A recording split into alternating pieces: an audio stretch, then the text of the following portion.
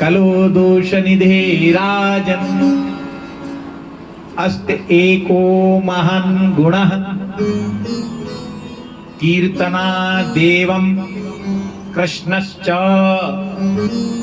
मुक्तम संग परम ब्रजेत। कलयुग में कौन सा एक दोष? अवगुण तो है, और अवगुणों पर किसी पर एक अच्छा गुण हो तो सब अवगुणों पर भारी पड़ जाता है। हम में बहुत अवगुण थे, हमारा एक भाई है उसमें भी बहुत अवगुण थे, अवगुणों की खान थे, पर परमात्मा की कृपा हुई कि आप चाहे वृंदावन चले जाओ, हमारे बारे में पूछ लो, या सूकर क्षेत्र चले जाओ, जैसे ऊदो सूदो है गए हो ना। हमारे सूदे होने की कोई आस नहीं थी, हम सूदे हो गए। तो ये भगवान की भक्ति है कि कलयुग में ये अवगुण है। कलयुग योग यज्ञ नहीं, ज्ञाना। कलयुग में ज्ञान का कोई महत्व नहीं है, कलयुग में यज्ञ का कोई महत्व नहीं है। कलयुग केशव कीर्तन, कलयुग में भगवान के कीर्तन से ही लाभ होता है। जैसे बुखार वाले व्यक्ति को पैरासीटामोल खिलाई जाती है, सॉल्ट होता है पैरासीटामोल, उस सॉल्ट से ही उसका बुखार उतरता है। उसी प्रकार से कलयुग में एक ही सॉल्ट है। अगर इस माया जाल में रहना है, आनंद भी लेना है और इससे बचना है, भगवत गुणानुवादः, भगवान का कीर्तन करो, ये ही इस कलयुग रूपी भवसागर की नैया से पार लगाएगा। कलयुग केवल नाम आधारा, सुमिर सुमिर बहु उतरो पारा। तुलसी बाबा ने कह दिया, कलयुग में भगवान का नाम ही ऐसी नावी है, उस नाव में बैठकर इस भवसागर से आप पार हो सकते हैं। तुलसी बाबा ने कितनी सुंदर रामचरितमानस लिखी, कितना सरल, जिसमें बुद्धि का इतनी भी बुद्धि होगी वो चाहे तो रामचरितमानस को समझ सकता है। हम समझते हैं, जानते हैं, पर अपनी क्रिया में नहीं लाते। हमको अपनी क्रिया में लानी चाहिए। जानते तो सब हैं, पर उसको क्रियान्वित नहीं करते। हमको अपने हर कर्म को क्रियान्वित करना चाहिए। व्रत, व्रत क्या है? महाराज आज तो हम एकादशी हैं, हमें ऐसे भगत मिलो, आज हम ऐसे खाते हैं महाराज, थोड़ा फल लेंगे। कि अच्छा फल खाओगे बस, क्या हमारे साथ रहे हो? एकादशी के दिन हमने कम से कम 12 घंटे ड्राइव किए, और उन्होंने 12 घंटे में 5-6 बार आहार, कभी अंगूर, कभी सेब, कभी कुछ कभी कुछ कभी कुछ वो लेते रहे। मैंने कहा अब एकादशी हो गई कि हमारा जब कल ले लेंगे। तो मेरी ऐसी कौन सी एकादशी है कि 10 बार खा लिए तुमने? और मैंने काय को व्रत रहे हो जाए, ये समझ लो। व्रत होता है आत्मा का, शरीर का कोई व्रत नहीं। अरे सोमवार रहना है, मंगल को रहना है, बुध को रहना है, एकादशी को रहना है। एकादशी हम यूं कहते हैं, ऐसा गीता में हमारे शास्त्रों में लिखा है, व्रतों में एकादशी का व्रत, वृक्षों में पीपल का वृक्ष, वर्णों में ब्राह्मण, पशुओं में गाय और नदियों में गंगा, ये स्वयं नारायण का ही स्वरूप है। इनमें नारायण का निवास होता है। ऋतुओं में बसंत ऋतु, माहों में अधिक मास का महीना, कौन सा? और अगहन का, मार्गशीर्ष का।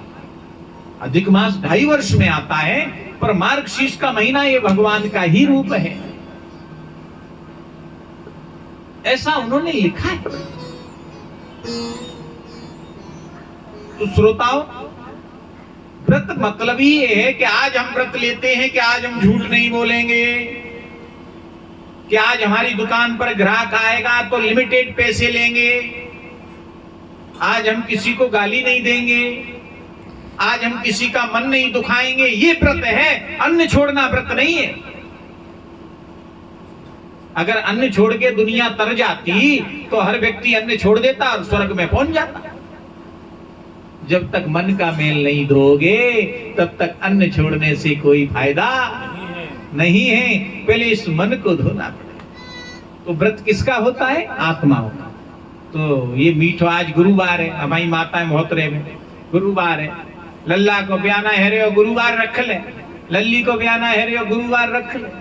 बाको ब्याह तो होनो है, निश्चित होनो है, दिन देरी है।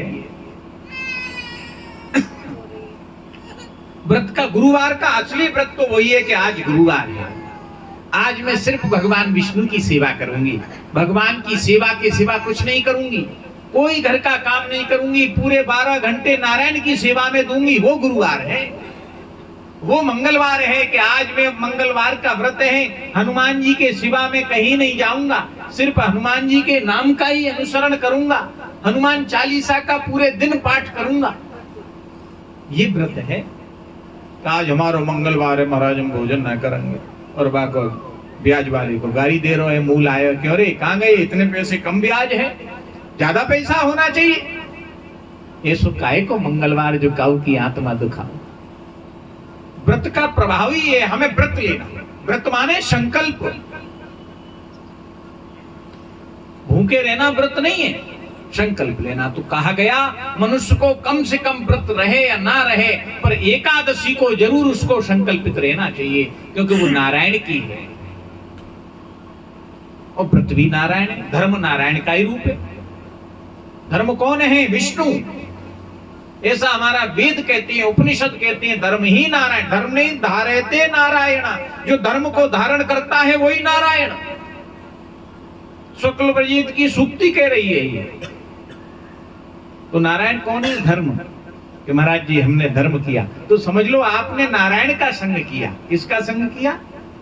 नारायण। कलयुग का मनुष्य बड़ा भाग्यशाली है जो थोड़ी सी चीज में नारायण का भी कर लेगा, कृष्ण का भी कर लेगा, राम का भी संग कर लेगा। वो दुर्लभ है, वहां नहीं मिलने वाला कुछ। चलो आपने अपने कर्मों द्वारा वैकुंठ चले गए और वैकुंठ तो पहुंच गए मृत्यु पर्यंत, वहां नारायण नहीं मिलेंगे आपको।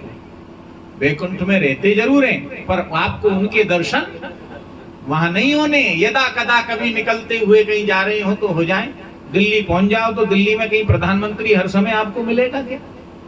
कि मिलेगा? कहीं रोड से निकलता जा रहा हो तो मिल जाएगा, तभी तो आपको दर्शन होंगे उनके। उसी प्रकार तो कलयुग में, कलयुग बड़ा श्रेष्ठ है, इसमें भगवान के कीर्तन से ही उद्धार हो जाता है। भगवान के नाम का आधार ही मनुष्य के भवसागर से पार उतार देता है। कुछ करने की जरूरत। अगर भगवान ने धन दिया है तो भागवत कथा करा लो, धन नहीं दिया तो कलयुग केवल नाम आधारा, सुमिर सुमिर बहुतरो पारा। भगवान के नाम से ही तुम भवसागर पार कर सकते हो। जो भागवत कथा नहीं करा सकते हैं वो भगवान की कथा में आकर 7 दिन कथा सुन ले तो उनको भागवत कथा कराने का फल प्राप्त होता है। श्रीमान जी, जीव मात्र को, भागवत तो जीव मात्र को करानी चाहिए, ऐसा लिखा है वेदोक्त जीवामृत मान माना, यानी शुक्ल वेद की, शुक्ल यजुर्वेद की शुक्ति कह रही। वैदारण्य उपनिषद भी इस बात को कह रहा है कि हर जीव को भागवत करानी चाहिए। तो भागवत का सारी है भगवान की सेवा में जाना ही भागवत है। बोल भागवत भगवान की जय। भक्ति को नाना प्रकार से समझाया। बोले व्रता खेद यते वालो अहो चिंता तुरा। बेटा तू वैसे ही खेद करती है, मैं तेरे लिए कोई प्रयत्न करता हूँ। गीता उपनिषद आदि पाठ सुनाए, गीता सुनाई है, वेद उपनिषद धर्म ग्रंथों का पाठ किया। उन पाठ करने से थोड़े थोड़े उनके पुत्र जागृत हों और फिर सो जाएं, कोई था नहीं। बोले महाराज जी ऐसा क्यों? बोले देवी ये कलयुग में यही तो है। कलयुग में तो भगवान के कीर्तन से ही मुक्ति है। कलयुग केशव कीर्तन। देवी तत्फलम नास्तिम तपसा ना योगेन समाधिना तत्फलम लभते शम कलो कलो केशव कीर्तन। कितनी सुंदर बात लिखी है। जो तप तुम्हें तपस्या करने में प्राप्त नहीं हो सकता, ना नास्तिम तपसाम, तप करने से भी प्राप्त नहीं हो सकता। तत्फलम, वो फल आपको हजारों वर्ष तक तपस्या करने से प्राप्त नहीं हो सकता। ना समाधि लगा, ना योगेन समाधिना, ना 100-100 वर्ष 200-200 वर्ष की समाधि लगाने से भी आपको वो फल नहीं मिल सकता है। जो फल कलयुग केशव कीर्तना, जो भगवान के कीर्तन से आपको प्राप्त हो सकता है। समाधि अच्छी कि तप अच्छा कि कीर्तन अच्छा? कीर्तन, वो आपको क्षणिक में ही उस चीज की प्राप्ति हो जाती है। तो भगवान का कीर्तन ही भव सागर को पार करने वाला है। तुलसी बाबा ने साफ कह दिया, कलयुग केवल नाम आधारा, सुमिर सुमिर बहु उतरहु पारा। भगवान के नाम का आधार लेकर इस कलयुग रूपी नौका पर बैठकर भगवान के नाम का अनुसरण कर कर आप कलयुग से पार हो सकते हैं। कोई ज्यादा प्रयत्न करने की जरूरत नहीं है, लाखों रुपए लुटाने की, दान करने की जरूरत नहीं। दान की क्रिया बताइए। धन कमाओ तो पहले संसार के लिए रखो, पुत्रों के लिए, परिवार के लिए। उससे धन बच जाए तो अपने माता पिता, सेवा आदि अतिथियों के लिए, किनके लिए? अतिथि रिश्तेदारों के लिए भी धन रखना चाहिए। अगर उससे भी धन बच जाए फिर मकान बढ़िया बना लो। उससे भी धन बच जाए तब धर्म करो। कब करो? तब करो धर्म। नहीं तो दुनिया बात भी कहेगी, जो कज लेके दारी के ने कथा कराई, का कथा कराई जाए। जब तुम पे बच जाए, देखो कि ये धन हम पे बचा है और किसी उपयोग का नहीं है, तो इसको भगवान के चरणों में लगा दो, यही अच्छा है। दिया तो नारायण का ही, अगर वो नहीं चाहे तो आपको पैसा प्राप्त नहीं हो सकता। ये ध्यान रखो। आप भी 12 घंटे दुकान पर बैठते हैं और दूसरा व्यापारी भी 12 घंटे दुकान पर बैठता है, पर उसकी बोनी तुमसे ज्यादा क्यों होती है? आपने भी परिश्रम बराबर किया, उसने भी परिश्रम बराबर किया, पर उसको ज्यादा प्राप्त क्यों हुआ? अगर आप फल पर ही आ जाएं, कर्म से ही फल की प्राप्ति होती है, तो कर्म तो दोनों ने बराबर किया और दोनों ने परिश्रम बराबर किया। पर एक की दुकान ज्यादा चल रही है और एक की दुकान कम चल रही है, ऐसा क्यों?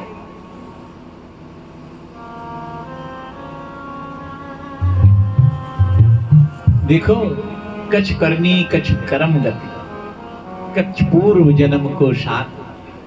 कछ अपने कर्म, कुछ करनी, कुछ परमात्मा का साथ ही हमको इस भवसागर रूपी नैया से तार सकता है। बोल भागवत भगवान की।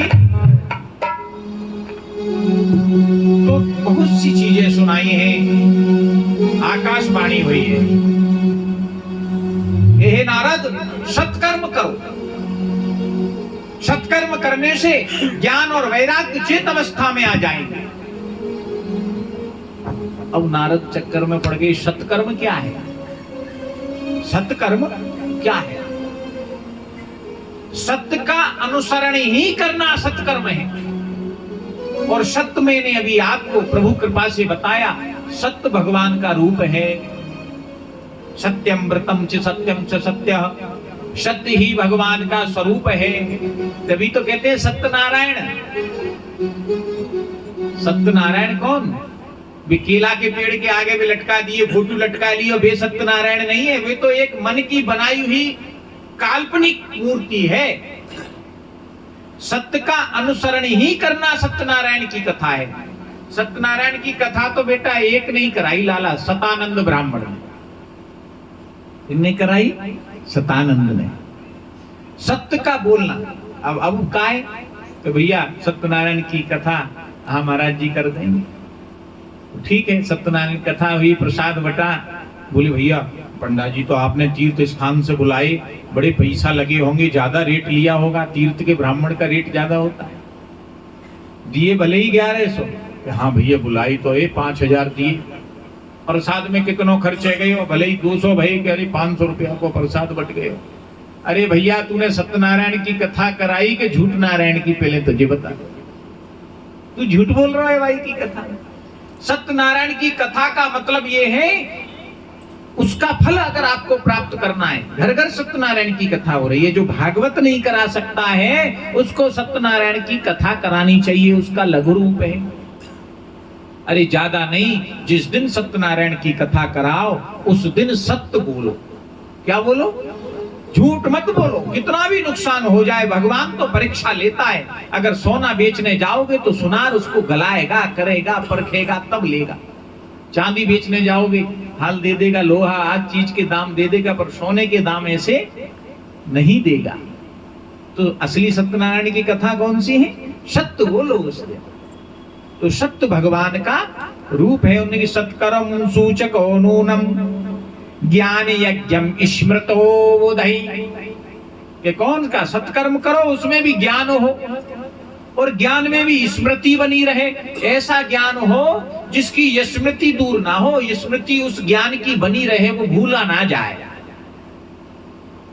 श्रीमद भागवतम वार्तालापम शतुगीत शुकादिवी। कौन सी श्रीमद भागवत? जो सुखदेव जी ने परीक्षित को सुनाई, सतुगीत सुबादिवी। वो तोते के द्वारा जो श्रीमद भागवत कथा सुनी, वो भागवत कथा आप सुनाई। तो उन्हें की ठीक है, मैं व्यवस्था करता हूं। सो सोनकादिक शीशों ने सूत जी को निमंत्रण दिया है। आज हरिद्वार में आनंद घाट पर श्रीमद भागवत कथा का आयोजन होने लगा। भव्य भागवत कथा चौरा, जहां जहां लोगों में चर्चा हुई कि भागवत फलानी फलानी जगह पर भागवत हो रही है, सभी लोग कोसों से दूर आए हैं। पैदल चल के आते थे, अब तो घर के पीछे रह रही हो तो पड़ोसी ना आवे, और माइक लगवाए दियो तो नो कह दे भैया जाकी आवाज हल्की करते हो, हमारा लल्ला ना सो पावे। अब तो ऐसे कह दे, क्योंकि वो संसार के बंधनों में इतना बन गया, वो इसी में अपनी मुक्ति समझ रहा है। वो पुत्र पुत्रादित पत्नी बच्चों में यही समझ रहा है, यही मेरा बैकुंठ है। अरे दारी के काउज ना कीड़ा बनाए के फेंक दियो जाएगो, पड़ो रहेगो। तो हम ब्रजवासी, महाराज पृथु ने तो भगवान यज्ञ नारायण से ये कहा था, हे भगवान मुझे इतने कान दो कि जहां जहां आपकी कथा सुनाई दे रही हो वो सब मुझे सुनाई दे, चाहे कोसों दूर, सौ कोस पर आपकी कथा सुनाई दे रही हो, मेरे कानों के द्वारा मुझे पड़े। ऐसा कहा गया है, जहां तक भागवत की कथा आवाज जा रही हो वहां सोना नहीं चाहिए। अब तो पंडाल में ही सो जाते हैं, नहीं? कथा की बात तो बहुत दूर रही। तो श्रोताओं, ऐसा यज्ञ हो सतुगीत शुकादिवी, जो कल्याण करने वाली हो, ऐसी कथा कहो। सुसूत जी को पकड़ लिया। नारद एक ऐसे ऋषि हैं जो भगवान को प्राप्त कराते हैं। तो श्रोताओं, जब नारद जी रास्ते में गए, सूत जी को पकड़ा कि महाराज ऐसे ऐसे आप चलें और वहां कथा सुनाएं। सूत जी ने कह दिया, चलो हरिद्वार आप भक्ति को लेकर चलो, मैं वहां आ रहा हूं, भागवत कथा सुनाएंगे। वहां भागवत कथा होने लगी। श्रोताओं, ऐसा शास्त्रों में लिखा है कि भागवत कथा के पंडाल की तरफ जो व्यक्ति प्रतिपग चलता है, पैदल ही तो जाएगा, एक एक पग के फल में उसको एक एक अश्वमेध यज्ञ का फल मिलता है। एक पग रखने में एक अश्वमेध यज्ञ और 1 कोटि उसके जन्म। कितने? 1 कोटि जन्म नष्ट हो जाते हैं पापों में। अब आप कितने कदम चलकर आए हैं, अब आप सोच लीजिए। आपने जाने कितने लोगों को तार दिया अपने जन्म जन्मांतर के पुण्यों को। ऐसा कहा गया वैदारण्य उपनिषद में, ऐसा लिखा है, भागवतम वार्ता